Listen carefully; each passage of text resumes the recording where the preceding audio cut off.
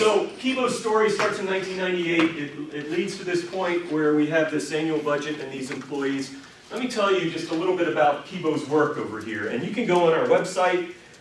You can look at our different projects. We have all kinds of different projects and programs and all this stuff. And I only have time to give you a few little tidbits, little snippets, snapshots maybe. And rather than talking about, we have these 3 programs and we do these projects and all this, let me just tell you a few things around, in fact I won't even get to this one, these 3 numbers, and give you an idea of what we do, and then that will lead us to the last segment about how we do what we do.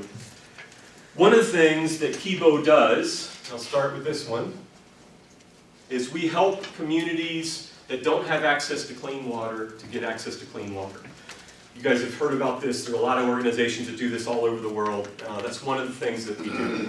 Right now, in the main area where Kibo works, in a region called Busoga, Uganda, it's not the only place we work, but it's where our primary operations are right now. There are about 3.4 million people that live in Busoga, Uganda, and in that region there are 3,600 water access points. Okay? 3,600 places where people can access clean water. If you do the math on that, that means there's about 1 water access point for about every 1,000 people. Okay? Now, you've heard stats like this before, but it doesn't take much thinking to realize that's a challenge. 1 water access point for 1,000 people. And you can imagine that usually we're talking about a well or a pump of some kind, and 1,000 people walking from great distances to that 1 access point. They have to share it, they have to use it effectively. And that becomes one of the challenges of poverty and injustice. And so we are an organization that tries to address that. And by the way, one of the things, and this will come, you'll hear me say this again and again, that especially affects women in Busoga. Because women spend a large percentage of their life walking long distances to collect water, to gather water, to carry it back for washing, for drinking, for cooking. So you have some challenges here. And so the temptation is to say, wow, okay, we got 3.4 million people and we only have 1,000 access points. Okay, let's get to work. We can raise money. There's plenty of money to be raised. Let's get some drills. We can drill some wells. We can fix this. Give us 10 years, we can fix this. And those are good thoughts. They really are. And I understand them. And there's something to that. We don't need to throw out those ideas altogether. But there's also a much different or a much deeper and more complex story to tell. For example, even of those 1,000 water access points, the story is even worse than that. Because these drills or these wells and these pumps and all these things, most of them have been put in the last 30 or 40 or 50 years by outside organizations. 1/3 of them are in disrepair, not even working. So even this 1 over 1,000, it's even worse than that. And many of the outside groups that come in and drill, you look 5 years down the road, 10 years down the road, and those wells are in disrepair and they're not providing clean water. If you look across sub-Saharan Africa, in fact, there are 50,000 wells that are in disrepair. Think how many, I mean, that's millions and millions of dollars of aid. That, foreign groups have come in, drilled or put in 50,000 wells, spent millions of dollars with good intentions and good hearts wanting to help people, and they're in disrepair. And there are a lot of reasons for that, but that is almost like an epidemic across Africa. Okay? One thing it tells us is money and technology is not the only answer. If we just think we can quickly solve things by raising the money and getting a drill, then it would be easy to solve these things, but there's more than that. Okay? And there are a lot of complicated reasons. Some of it has to do with education, some of it has to do with land ownership and social disputes, some of it has to do with not training local people to maintain the wells themselves, or no sense of ownership or oversight over it. There are a lot of different reasons for all of this. Just one anecdote. I remember a village a couple of years ago where an outside group came in, drilled a well. They come in, they do their survey, they find where the water table is, they bring in volunteers, $10,000, 3 weeks, we got a well drilled, everyone celebrates, there's clean water access, they leave. What wasn't picked up on is that the gentleman who was a Christian leader, a Protestant leader in that village, owned the property on which that they found the best access to the water table. And so when everyone was gone and the dust all settled of all the celebrations, he took control of the well. He said, this well is on my property, it's my well. And he started to decide who gets access to the water. And he decided things like, people of my family, people of my clan, people of my Protestant denomination, they get access. Catholics, they get access, but they'll have to pay a little bit. Muslims, they don't get access. This was put in by a Christian organization. Muslims don't get access. Okay? Now what I want you to see is, there you have a well with good intentions, good money, good technology, good science, but now it has created worse problems in that village than the lack of water had presented before the well was drilled. Because now there are social divisions and religious divisions, and there's animosity and there's fighting going on. And so even beyond the disrepairs, you have these stories of wells and water that's really much more than the stories of wells and water. Access to clean water is never just about clean water. And so what Kibo does is we have a drill, by the way, and we do drill wells. We even repair more wells. We'll go into communities where there's an old well and we'll repair it. But what we do even more than that, as we're drilling and as we're repairing, the real work of Kibo is spending long-term time in each of these villages and working with the communities to address whatever social, religious, technological, economic divisions and challenges they have, so that when there is a well, or when the well is repaired, that they are ready as a community to share it and have solidarity around those needed access, those needed resources. And that's where Kibo says, just saying that people don't have access to clean water is not enough. That's just a superficial or surface symptom. We spend longer times trying to deal with all the other issues that are related to all of that. Which, by the way, means that you can drill a well for $10,000 in 2 weeks or whatever it is. What we do to make sure that that well is shared and that there's peace in the village to try to build solidarity around that water might take a year, which means more resources and more time. That's part of what we do. We address not only the technological and educational pieces, but the social and the cultural and the religious pieces as well. And then we come to this, 100,000. 100,000 is the number of trees, and it probably is north of this. I was trying to get one of the most recent stats, even just last night. But in the last 10 years or so, Kibo has planted about 100,000 trees. Now, that may sound like a good thing to do, but why is that important?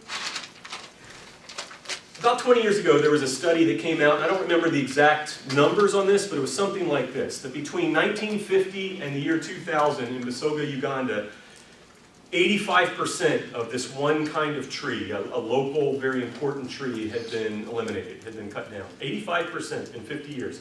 And especially in the 1990s. It really picked up. In fact, a quarter of them had been cut down just in the decade of the 1990s. Okay? And that's created a lot of issues in Uganda. It creates environmental issues. It changes, by the way, soil erosion has become a big problem. We understand that in Southern California, but when you take away 85% of the trees, you take away all the root systems. And in clay soil with a lot of rain, it's a rich country naturally. Mudslides have become a problem. I remember an entire village that was overtaken by a mudslide while we were there. People lost their homes, several people died, and that's becoming more and more common. But you also have issues like people need wood. They need wood to build homes. They need wood for firewood. These people that live in mud houses without electricity or indoor plumbing. You cook over an open fire. You need charcoal. You need wood. You need trees to build your homes. And with a population explosion happening, that's even more needed, but the trees are disappearing. And so all kinds of issues there. And so internationally, organizations have come in and tried to participate in reforestation projects, but it's challenging. The kind of trees that need to be planted there don't work well in nurseries. And they don't last long out in the villages because people cut them down, or the kind of trees we need to plant are very vulnerable the first couple of years, and so they'll die. So we work, again, we don't just walk around and throw seeds around and plant trees. We work with communities and build processes and networks of accountability around the building of trees so that the trees can be successful and can grow and can reach maturity and can help in all those kinds of areas. And I can say a lot more about that. You can look it up.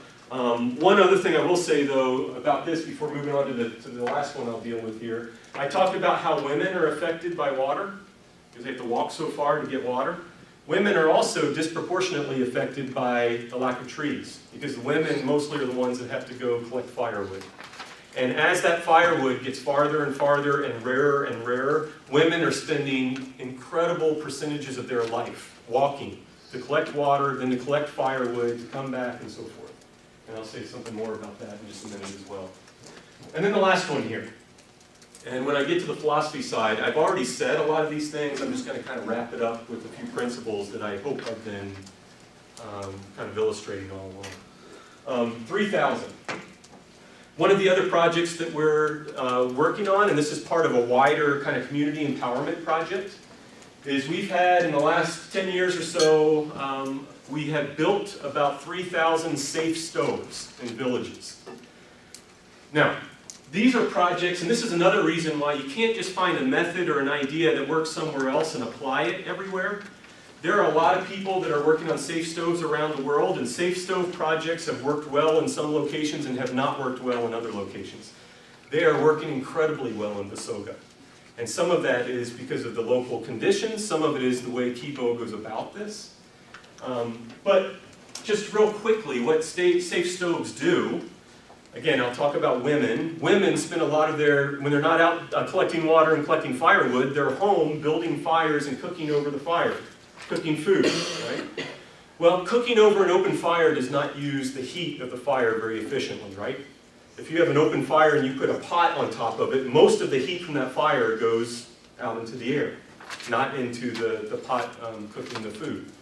In addition, women are sitting over these open fires for years and years and years, and what are they doing that affects their health? You have smoke inhalation. You have a lot of women with eyesight issues because of years with that smoke going in their eyes. And then in addition, these women are also often watching their children while they're trying to cook over an open fire, and what happens to the children? They fall into the fire, they get burns. Severe burns are so common. And so a safe stove is a stove that's built that out of clay, and you know, bricks and clay and mortar, and it's enclosed and it has a hole in the top. And all it does is it allows the women to build a fire underneath and then put the pot on top like we have in a stove top. And that immediately solves a number of things. Much more efficient use of the heat. You can do a lot more cooking with less firewood because you're not losing all the heat, which means less walking to collect firewood. Children can't fall into the fire. It eliminates smoke, which creates all those health issues. And so just with these stoves, you can address so many issues. And let me just put a couple anecdotes on that to even bring it home some more. These stoves, the way Kibo does it, these aren't stoves that we sell to them. These aren't stoves that we bring in and give to them. These are stoves that we, and when I say we, who am I talking about? I'm talking about the people whose pictures you see on the... Kibo goes in and takes part in community processes that sometimes last months that lead to groups of women building their own stoves. And so they learn, they're educated about the purpose of the stoves, and they actually build the stoves themselves. And if you look on our website, I don't know if this one has it, but there are a number of pictures in our annual report on our website. The women also then decorate the stoves. And so we have all these women, especially all through Busoga villages, that have built their own stove, and then they paint it and decorate it in ways that they like, and then they go around and visit each other's stoves and celebrate with, like people would here, how they decorate their house, or you get a new car and you want to show your friends, or whatever it is. And so they have this thing that gives them life and also protects their children and uses their firewood more efficiently and helps their health. Last anecdote there, and this is something Zach told me just the other day. We've had growing reports in Busoga that as women have had to walk farther and farther away to get firewood, that takes them farther away from home, often by themselves, often into forested areas where they have to look for the remaining wood. And there are increasing reports that that has led to increasing rates of rape and harassment. And so all of that, if you can have a more efficient, if you have more trees, and you have closer water, and you have safe stoves, and all of that is done not by outsiders coming in with our money and our aid and doing things. It's done with the local people formulating the ideas and the plans themselves. Then you get this kind of total overall well-being and improvement. Let me just say one thing about this. I'll just say one thing about this. So you guys may have heard some about, there has been, this is changing some, but there has been kind of a standard in the nonprofit industry that nonprofit organizations should have kind of a project to overhead ratio of 85-15, so about 15% of your overall budget goes for overhead, salaries, and medical benefits and stuff like that, and 85% goes straight to the projects. That's being questioned a lot now, and you guys may have talked about that in this class, I don't know. One of the reasons why it's being questioned is it's an abstract outside standard that kind of gets imposed on all these projects across the world, but projects are different, locations are different. Drilling a well in Basoga and trying to address the water situation in Orange County are two very different locations that will cost different things and take different resources. You can't have one standard for all of it, right? And that's true across the world. Kibo has, in our history, we have not been able to meet that industry standard. We can't. But I would tell you that the reason we haven't met that industry standard is for the very reasons that that standard is being questioned right now. And the reason is because we believe that long-term solutions to the problems of poverty and injustice do not just have a quick technology or monetary solution. And so everything I've just said to you, if you have a water problem, you can raise the money, get a drill, and solve it in 2 weeks, and your overhead ratio will be really good. But if you stay in a village for a year and work with Muslim and Christian communities to get along and work with clan leaders about land ownership and work with different groups to try to work together so that that water actually is life-giving and not divisive, that takes a lot more overhead. And the people whose faces you see there, paying them and all the people they work with. And so our ratios are not this good. But I would argue it's for the best reasons.